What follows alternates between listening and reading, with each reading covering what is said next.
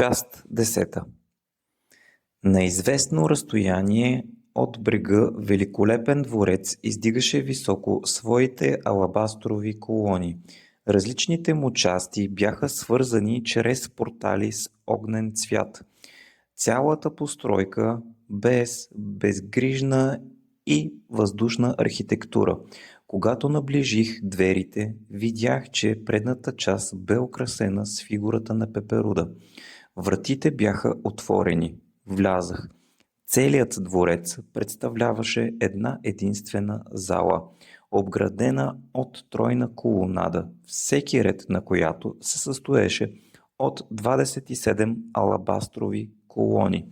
В средата на сградата стоеше фигурата на мъж, излизащ от гроб. Ръката, в която държеше копие, удряше камъка, държал го затворен допреди това.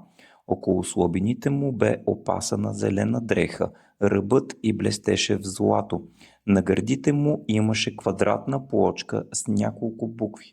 Над тази фигура висеше златна корона и фигурата сякаш се издигаше във въздуха, за да хване короната.